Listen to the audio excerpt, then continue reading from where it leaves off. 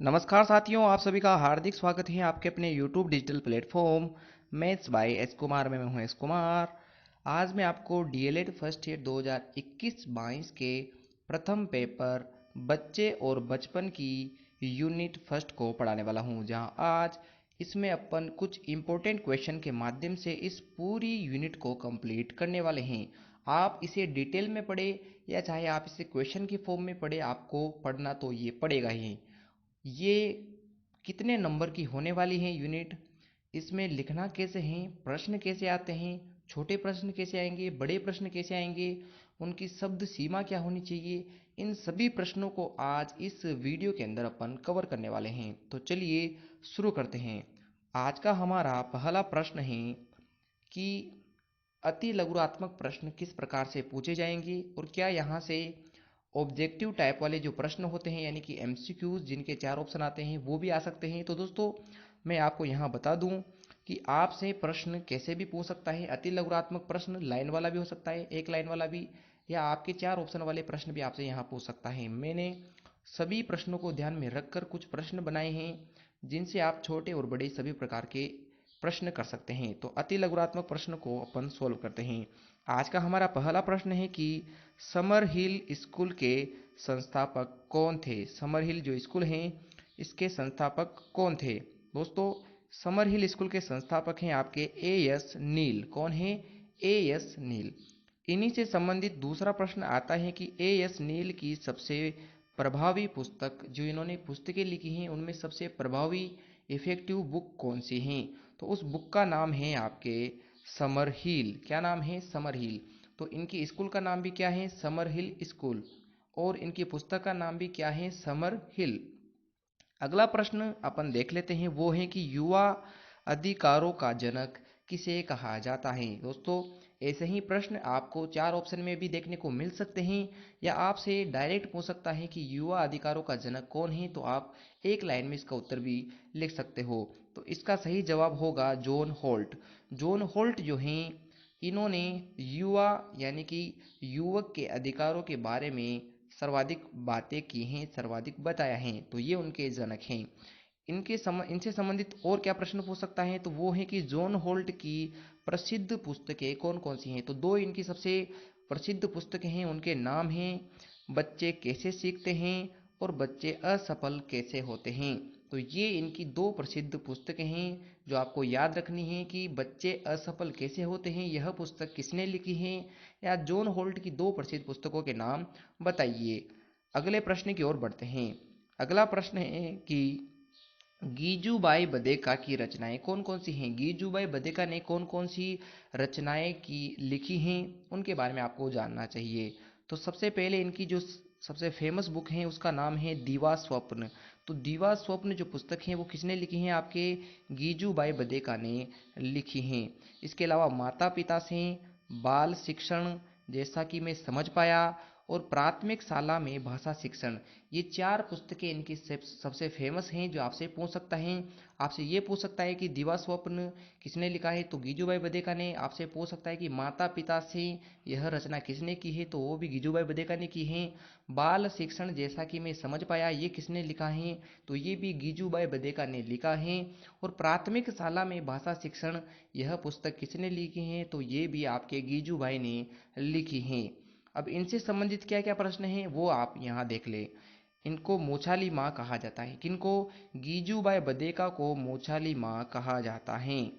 अगला प्रश्न है कि ए एस नील के अनुसार शिक्षा का उद्देश्य क्या होना चाहिए, यानी कि ए एस नील ने शिक्षा को कैसा माना है। दोस्तों, ए एस नील के अनुसार जो शिक्षा होती है वो मानव के चरित्र और व्यक्तित्व का निर्माण करे, ऐसी शिक्षा उसे दी जानी चाहिए। ऐसी शिक्षा उसे नहीं दी जानी चाहिए जिससे उसका चरित्र क्या हो और व्यक्तित्व जो है निखर कर न आए। अगला प्रश्न आपके सामने है कि बाल मंदिर स्कूल की स्थापना किसने की है। ये इस साल के लिए सबसे इम्पोर्टेंट प्रश्न है कि बाल मंदिर स्कूल की स्थापना किसने की है, तो वो आपके गीजूबाई बदेका ने की है। तो गीजूबाई बदेका जो हैं, इनका जन्म गुजरात के अंदर हुआ है और इन्होंने दो सबसे इम्पोर्टेंट काम किए। पहला काम तो है कि बाल मंदिर स्कूल की स्थापना की है, और दिवा स्वप्न यानी बच्चे दिन में कैसे सपने देखते हैं इसके ऊपर एक पुस्तक इन्होंने लिखी है। आगे अपन और प्रश्नों को देखते हैं दोस्तों। अब जो प्रश्न आने वाले हैं वो है लघुतरात्मक प्रश्न। कैसे प्रश्न हैं? लघुतरात्मक यानी इनकी शब्द सीमा आप कितनी लिखोगे? 120 शब्दों से लेकर 150 शब्द के बीच में आपको लिखना है। तो इससे रिलेटेड प्रश्न कैसे आएंगे, उनमें आपको लिखना कैसे है वो मैं आपको समझा देता हूँ। इसका पहला प्रश्न है कि जॉन होल्ट के अनुसार बच्चे असफल कैसे होते हैं। तो असफल होने के क्या कारण हैं आपको वो बताना है। दोस्तों मैं यहाँ कुछ कारण के आपको शॉर्ट शब्द बता देता हूँ, आप इन्हें जैसा मैं बोल रहा हूँ वैसा खोल कर लिख सकते हैं, तो आपके 120 से 150 शब्द आसानी से हो जाएंगे। कम से कम आपको 5 पॉइंट तो लिखना ही है। लेखन की शैली ऐसी होनी चाहिए जो आपको याद करते टाइम पे तो आप शॉर्ट शब्द में याद करो, और लिखते टाइम पे उनको आप डीप यानी कि बड़ा करके लिख सकते हो, जैसा कि मैंने यहाँ आपको बताया हुआ है। और लेखन के अंदर आपको शुद्धता जरूर रखनी है। तो बच्चे असफल क्यों होते हैं, इसका मुख्य कारण क्या है? शिक्षकों का व्यवहार। अगर शिक्षक का व्यवहार छात्र के साथ अच्छा नहीं है तो भी बच्चे सीख नहीं पाते हैं। अगर वो सीख नहीं पाएंगे तो वो जो है असफल जरूर होंगे। अगला है प्रोत्साहन की कमी। बच्चों को प्रोत्साहित किया जाना चाहिए, उनको प्रेरणा दी जानी चाहिए कि हाँ इस प्रकार से तुम इन चीज़ों को कर सकते हो और तुम्हें ये करना चाहिए। अगर उनको प्रोत्साहन नहीं मिलेगा तो भी वो असफल हो जाते हैं। अगला है स्कूल स्तर पर कमजोरी शिक्षा के अंदर। तो शिक्षा के अंदर जो बेसिक कमी है वो है अपने स्कूल स्तर में। स्कूल स्तर की पढ़ाई अच्छे से नहीं होगी तो वह कॉलेज स्तर या बड़े स्तर पर जाकर पढ़ाई नहीं कर पाता है। तो ये सबसे इम्पोर्टेंट है कि बच्चे बाद में असफल क्यों हो जाते हैं अपनी ज़िंदगी के अंदर, क्योंकि उनकी स्कूली शिक्षा जो है उसका लेवल स्तर जो है अच्छा नहीं था। अगला है उसकी आर्थिक स्थिति। अगर किसी बालक की आर्थिक स्थिति अच्छी नहीं है तो वह पढ़ लिख नहीं पाता है, उसे सुख सुविधाएं नहीं मिल पाती हैं, तो वो अपनी ज़िंदगी में असफल हो जाता है। और एक बालक भी असफल कैसे हैं? उसको जो चाहिए वो उसे नहीं मिलेगा क्योंकि उसकी आर्थिक स्थिति इतनी जो है अच्छी नहीं है। अगला है सरकारी तंत्र। दोस्तों सरकारी तंत्र की विफलता के कारण भी बच्चे जो हैं असफल रह जाते हैं। आपको पता है अगर गवर्नमेंट सही वैकेंसीज नहीं निकालेगी, गवर्नमेंट सही योजनाएं नहीं निकालेगी तो इससे छात्रों को कोई फायदा नहीं होगा, और अगर छात्रों को कोई फायदा नहीं पहुंचता है तो उनको सीखने को नहीं मिलेगा, वो अपनी ज़िंदगी में आगे नहीं बढ़ पाएंगे। तो ये कुछ इंपॉर्टेंट बिंदु हैं, इनका आप सहारा लेकर इनसे बड़ी लाइन बनाकर लिख सकते हैं और आप आसानी से 120 से 150 शब्द लिख कर आएंगे। मुझे पूरा पूरा भरोसा है आप पर कि इन शब्दों का आप उपयोग ज़रूर करेंगे। अगला है कि अंतर्मुखी बालक क्या है। किस बालक को आप अंतर्मुखी कहोगे? दोस्तों ऐसा बालक जिसको उसके माता पिता दादा दादी से वात्सल्य नहीं मिला हो, या माता पिता उसके साथ सही तरीके से सचेष्ट व्यवहार नहीं करते हो, परिवार में अक्सर लड़ाई झगड़े कलह जो है शोरगुल मचता रहता हो, इसकी वजह से भी वो जो है अपने आप को कोसता रहता है कि मैं इस परिवार में कैसे पैदा हो गया। इसके अलावा ही बच्चा अक्सर अकेला रहता हो और उसके अंदर जो है उसको मनोरंजन के साधन प्राप्त नहीं होते हो, तो ऐसा बालक जो चिड़चिड़ा रहता है, अकेला रहना पसंद करता है, दूसरों के साथ बातें नहीं करता है, वो बालक अंतर्मुखी कहलाता है। परंतु वह अंतर्मुखी क्यों है? उसकी ये सभी कारण हैं कि उसको वात्सल्य नहीं मिला है, माता पिता से जो व्यवहार मिला है वो अच्छा नहीं है, परिवार में अक्सर झगड़े होते रहते हैं, अकेलापन परिवार के अंदर मिलता है उसे, सभी साथ बैठकर बातें नहीं करते हैं, और उसके मनोरंजन के जो साधन हैं उनका अभाव उसको देखने को मिलता है। आगे अपन बात करते हैं अन्य प्रश्नों के बारे में कि खेल प्रिय बालक और कल्पनाशील बालक कैसे होते हैं। किन बालकों को आप खेल के लिए प्रिय बालक बोलोगे और कल्पनाशील बालक किन्हें आप बोलते हो? तो सबसे पहले बात करते हैं कि खेल प्रिय बालक कौन से होते हैं। दोस्तों ऐसे बालक जिनकी खेलों में अधिक रुचि होती है, जो समाज में मिलनसार रहते हैं यानी कि सभी के साथ घुल मिल जाते हैं, और जो शारीरिक सुदृढ़ता पर विश्वास रखते हैं, वो सभी बालक खेल के लिए प्रिय बालक होते हैं। उनको खेल अच्छा लगता है, उनको शरीर जो है बॉडी बनाना अच्छा लगता है, और समाज में सभी के साथ घुल मिल कर रहना अच्छा लगता है। इसके विपरीत अगर अपन बात करें कल्पनाशील बालक, तो कल्पनाशील बालक जो है हमेशा कल्पनाएं करता रहता है, यानी कि कल्पनाओं के संसार में जो है डूबा रहता है, उसमें विचरण करता रहता है, और उसे कहानियाँ और कविताएं पसंद रहती हैं। क्या पसंद है उसे? कविताएं और कहानियां सुनना पढ़ना उसे बहुत पसंद है। अर्थात वह क्या है, एक साहित्य प्रेमी होता है। उसे किताबों से इतना लगाव रहता है कि दिन भर उन्हीं में लगा रहता है, उनको पढ़ता रहता है और अपनी कल्पनाएं, नई नई कल्पनाएं करता रहता है। तो ये दो प्रकार के बालक आपने अंतर्मुखी के अलावा देख लिए हैं। और ये दोनों बालकों में से भी खेल प्रिय बालक जो हैं वो बहिर्मुखी बालक हैं, क्योंकि वो अपने आप को एक्सप्रेस कर पाता है सभी के सामने। और कल्पनाशील बालक जो है अंतर्मुखी भी हो सकता है। आगे अपन प्रश्न देख लेते हैं कि विशिष्ट बालक कौन होते हैं, किन बालकों को आप विशिष्ट कहोगे। तो दोस्तों ऐसे बालक जो प्रतिभाशाली हो, जो सृजनशील हो यानी कुछ नया बनाने वाले, या मानसिक रूप से मंद बालक जिनकी बुद्धि लब्धि कम हो, या शारीरिक रूप से विकलांग बालक जो होते हैं वो विशिष्ट बालक कहलाते हैं। क्यों? क्योंकि समाज में सामान्य बालकों से इनका व्यवहार जो होता है वो थोड़ा अलग होता है। ये अपने आप को सामान्य बालकों की तरह व्यवहार नहीं करवा पाते, इसीलिए इनका व्यवहार जो है विशिष्ट बालकों की तरह होता है। तो आपको याद रखना है कि विशिष्ट बालकों में प्रतिभाशाली, सृजनात्मक बालक, मानसिक रूप से मंद और विकलांग बालक इसके अंदर आते हैं, जो अपने व्यवहार को सामान्य नहीं रख पाते अन्य बालकों की तरह। आगे एक दो प्रश्न और हैं लघुतात्मक वाले, उनको भी अपन देख लेते हैं। यहाँ प्रश्न है कि महात्मा गांधी का बचपन कैसा था। आपके जो बुक हैं इसका चैप्टर फर्स्ट यानी यूनिट फर्स्ट है, इसके अंदर ये बात बताई गई है कि महात्मा गांधी का बचपन कैसा है, तो उसके बारे में भी आपसे पूछ सकता है। तो महात्मा गांधी का बचपन कैसा है, मैं उसको आपको शॉर्ट में समझा देता हूँ। पहला तो ये है कि उनको न तो पढ़ाई और न खेलों में ज़्यादा एक्सपीरियंस था, न तो उसमें मतलब वो तेज़ नहीं थे, पढ़ाई करते थे परंतु वो उसमें इतना तेज़ नहीं थे, और न ही खेलों में भी इतने बढ़िया थे। इनका स्वभाव एकदम शांत था और एकांत प्रिय बालक थे। एकांत प्रिय मतलब अंतर्मुखी बालक थे, वो भी दूसरों से बातें करना पसंद नहीं करते थे। औसत दर्जे वाले विद्यार्थी थे, यानी कि मीडियम विद्यार्थी थे, न तो कम इनको मार्क्स मिलते थे और न ही इनको ज़्यादा अंक प्राप्त होते थे, यानी कि मध्यम वर्गीय जो है स्टूडेंट थे। आगे है कि कभी झूठ नहीं बोलने वाले, ये इनकी सबसे खास बात थी कि ये जो हैं सत्य के पुजारी थे। ये झूठ नहीं बोलते थे अपने सहपाठियों से, और अपनी प्रतिष्ठा को बनाए रखने के लिए हमेशा काम करते रहते थे। कभी अपनी प्रतिष्ठा पर जो है इन्होंने कोई दाग नहीं लगने दिया। तो ये आपसे पूछ सकता है कि गांधी जी कैसे थे। तो पढ़ाई में भी तेज नहीं थे और नई खेलों में तेज थे, स्वभाव से शांत एकांत प्रिय थे, औसत दर्जे वाले विद्यार्थी थे, प्रतिष्ठा के प्रेमी थे और कभी झूठ नहीं बोलते थे। आगे अपन प्रश्न देखते हैं। आपसे प्रश्न पूछ सकता है कि मंद बुद्धि बालकों से कार्य करवाना चाहिए। मंद बुद्धि जो बालक होते हैं, जिनका आईक्यू लेवल कम होता है, बुद्धि लब्धि कम होती है, ऐसे बालकों से आप क्या क्या काम करवा सकते हो ताकि वे अपने व्यवहार को सामान्य बालकों की तरह बना सकें।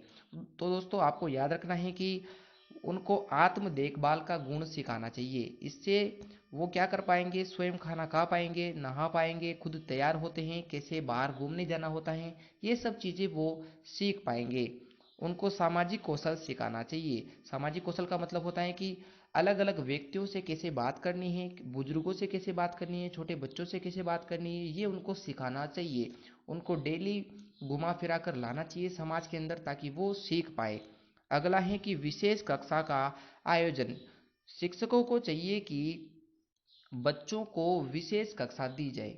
सामान्य बच्चों की कक्षा जो होती है उससे भी अलग उनको एक्स्ट्रा क्लासेस दी जानी चाहिए, जहां उनको व्यवहार कैसा करना है, पढ़ना कैसे है, ये उनको डिटेल में बताया जाना चाहिए। अगला है शिक्षण विधि का भिन्न होना। शिक्षण विधि शिक्षक ऐसी प्रयोग करे, शिक्षण विधि का मतलब होता है शिक्षण का तरीका, ऐसा तरीका शिक्षक यूज करे जो बालकों के लिए इफेक्टिव हो। कैसे बालकों के लिए? मंद बुद्धि बालकों के लिए। क्योंकि सामान्य बालकों के लिए जो विधि है वो कोई सी भी चल जाएगी, परंतु इनको एक अलग तरीके से बढ़ाना पड़ेगा। अगला है पाठ्यक्रम का अनुकूलन। पाठ्यक्रम जो है दोस्तों सामान्य बालकों के लिए बनाया जाता है, परंतु पाठ्यक्रम ऐसा बनाए कि मंद बुद्धि बालक भी उससे सीख पाए। तो हमें जो है पाठ्यक्रम को अच्छा बनाना पड़ेगा। अगला है समायोजित शिक्षा। ऐसी शिक्षा दी जानी चाहिए बच्चों को, उनके साथ ऐसा व्यवहार करना चाहिए जो उन्हीं के अनुरूप हो। इसे अपन समायोजित शिक्षा कहते हैं। तो ये जो हैं 6 बिंदु हैं, इनका सहारा लेकर आप 120 से 150 शब्द आसानी से लिख सकते हो। दोस्तों 150 शब्द का मतलब है कि 10 से 11 लाइनें आप जो हैं पेपर में आपको लिख के आनी हैं। तो ये 6 बिंदु से आप उनको आराम से लिख सकते हैं। अगला प्रश्न अपन देख लेते हैं। अगला प्रश्न है कि अच्छे शिक्षक के गुण क्या क्या हैं, या एक अच्छा शिक्षक कैसा होता है। दोस्तों इस जो आपकी यूनिट है यहाँ से एक प्रश्न आपके ऑब्जेक्टिव टाइप का आएगा, और दो जो हैं दो प्रश्न आपके दो दो नंबर के आने वाले हैं, यानी कि कुल मिला के यहाँ से 3 प्रश्न इस यूनिट में से आपको पूछेगा, और ये 5 नंबर का आपके यूनिट हैं। तो यहाँ जो है छोटे क्वेश्चन को यानी कि लघुतरात्मक क्वेश्चन को आपको ज़्यादा याद रखना है। बड़े क्वेश्चन जो हैं कम पूछे जाते हैं, परंतु वो अगर पूछ लेता है तो वो भी मैं आपको नीचे बताने वाला हूँ। आपको याद रखना है कि एक अच्छे शिक्षक के अंदर क्या क्या गुण होना चाहिए, तो मैं उसके बिंदु बता देता हूँ। एक अच्छा शिक्षक वो है जो प्रत्येक परिस्थिति में धैर्य बना के रखे, यानी कि उसे धैर्यवान होना चाहिए। अगला है स्नेह एवं सहानुभूति वाला होना चाहिए। छात्रों के प्रति उसका व्यवहार स्नेहपूर्ण हो, और छात्रों को वह सहानुभूति दे, उनसे झगड़े न करे, उनको डांटे पीटे न, उनको जो है सहानुभूति प्रदान करना चाहिए। अगला है रचनात्मकता। एक शिक्षक को हमेशा कुछ न कुछ नया करने की कोशिश करना चाहिए, जिससे उसके छात्रों को फायदा पहुंचे। तो ये उसके अंदर रचनात्मकता का गुण भी होना चाहिए। और प्रयोगात्मकता, नए नए प्रयोगों के माध्यम से, नए नए अनुभवों के माध्यम से छात्रों को सिखाए, एक टीचर को ऐसा होना चाहिए। अगला है प्रेरणादायक। छात्रों को डीमोटिवेट करने से बढ़िया है उनको मोटिवेट करके उनको सीखने के लिए प्रेरित करें, ऐसा एक प्रेरणादायक शिक्षक होना चाहिए। सभी के साथ समान व्यवहार करने वाला होना चाहिए, शिक्षक भेदभाव न करे, उसे ऐसा होना चाहिए। और आत्मविश्वासी होना चाहिए, अपने आप को भी आत्मविश्वास से परिपूर्ण रखे और छात्रों को भी आत्मविश्वास दे कि हाँ आप ये सब चीज़ें कर सकते हो जो आप सोच सकते हो। तो ये जो गुण हैं एक शिक्षक के अंदर पाए जाते हैं। दोस्तों आपको वीडियो अच्छा लग रहा है तो वीडियो को लाइक ज़रूर कीजिएगा। आगे अपन देख लेते हैं कि अगला प्रश्न क्या है। अगला प्रश्न है कि विशेष आवश्यकता वाले जो बालक होते हैं, जिनको आप CWSN यानी कि चिल्ड्रन विद स्पेशल नीड बोलते हो, इनके लिए शिक्षक, समाज और विद्यालय को कैसे काम करना चाहिए, इनको कैसे मोटिवेट कर सके, इसके लिए आप क्या क्या कर सकते हो, यानी कि विशेष आवश्यकताओं वाले बालकों के लिए शिक्षक, समाज और विद्यालय की क्या क्या भूमिका है आपको बतानी है। तो इनके कुछ बिंदु मैंने बनाए हैं आपके लिए, आप उनको याद रख सकते हो।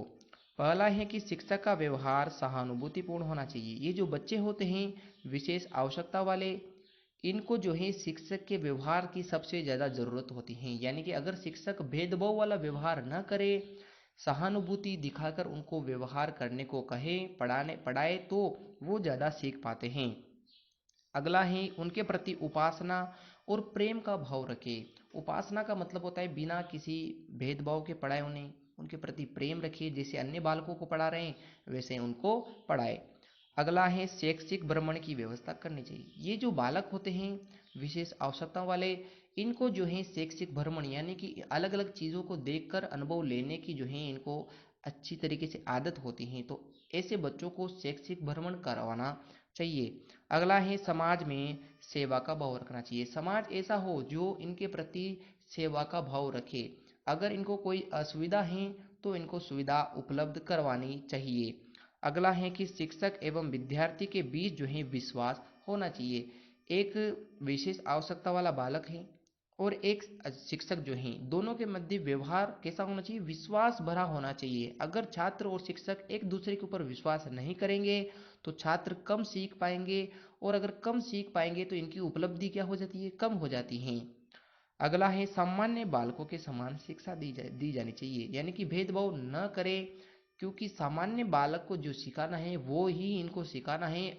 आवश्यकता पड़े तो अतिरिक्त कक्षा लेकर इनको वही सिखाए जो सामान्य बालकों को आप सिखा रहे हो। तो ये 6 बिंदु हैं, इनकी सहायता से आप इन सभी प्रश्नों को कर सकते हो। और आगे कुछ बड़े प्रश्न आपसे पूछ सकता है जो आप अपनी सीरीज या बुक में से पढ़ सकते हो, तो वो भी मैंने आपके लिए निकाले हैं। तो वो कौन कौन से प्रश्न हैं जो आपसे पूछ सकता है, तो मैं उनको बता देता हूँ। पहला प्रश्न तो ये है कि बाल साहित्य की विषय सामग्री क्या क्या होनी चाहिए। बाल साहित्य का मतलब होता है बच्चों से जुड़े हुए साहित्य ग्रंथ, जो किताबें होती हैं वो क्या क्या हैं। तो आप सब जानते हैं कि कॉमिक्स आती हैं, बाल भास्कर, बच्चों से संबंधित जुड़ी हुई किताबें आती हैं, कविताएं, पाठ, रचनाएं, ऐसी बहुत सारी चीज़ें हैं जो आप बच्चों से संबंधित सामग्रियाँ आप इकट्ठा कर सकते हो। तो आप अपनी सीरीज से इसको पढ़ सकते हैं कि निबंधात्मक प्रश्न है, 250 शब्द सीमा है, यानी कि 20 लाइनें आपको लिखनी है। आप अपनी सीरीज या पुस्तक में से इन प्रश्नों को देख सकते हैं। छोटे प्रश्न में हर यूनिट के अंदर आपको करवा दूंगा, पर बड़े प्रश्न आपको खुद को करने पड़ेंगे क्योंकि वीडियोस बहुत लंबे हो जाते हैं। तो इसलिए मैं इनको जो है लास्ट में बता दूंगा।